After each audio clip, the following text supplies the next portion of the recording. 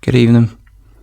I think that it is vital to understand and acknowledge so that you can live a full and complete life and get the most out of the human experience. That it can be very, very difficult to go through life experiencing all of the pains that come with being human, especially with the idea in mind that all of this pain will amount to nothing and that there isn't really any benefit to it. Sometimes that's so much to bear that it becomes unbearable, and an individual will take an exit from that existence, if you catch my drift. The mentality of meaninglessness in your fate can cause you much more suffering and distress than the pain itself could, be it physical or psychological pain, emotional pain maybe. I'll not get into the specifics of the pain because it's besides the point of the video. The point is that if you feel as though your suffering is meaningless, and it may very well be, in your view, unnecessary at least, however, it's no good to dwell and lament on it and let it consume you entirely.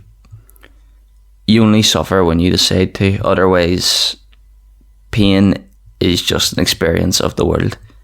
It reminds you that you're alive and that you really exist and that you're here to experience being something that can feel both good and bad. And it is certain that as long as you're alive and actively engaging in existence, that you will experience negativity or perceived negativity.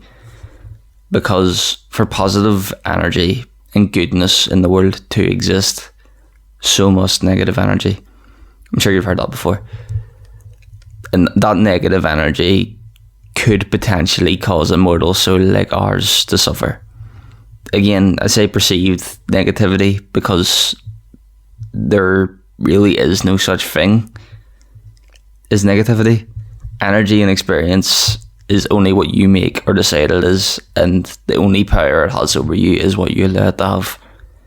And that's hard to accept at first, but practicing and growing leads to great purpose. And I, like most people, have experienced physical and emotional pain. It can be crazy shit, man. Like, I have some autoimmune issues of the digestive variety,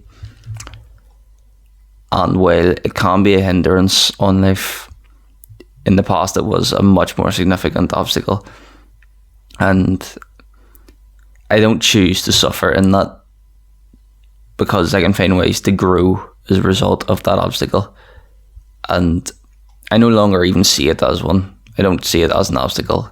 Pain and obstacles are expected in my life, and it is something that simply is, rather than a negative experience that you would be prompted to feel it as. I've developed an air of detachment towards the condition and continue with what's in front of me, putting my focus and my attention on tasks or what I view as actually important in that moment, regardless of what is distracting me, because there is no other choice.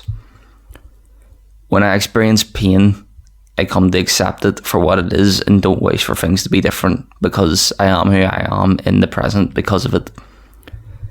And that can be a difficult stage to achieve, I feel regularly, but failing to do something all the time and growing and improving proves that we're human and that we actually exist.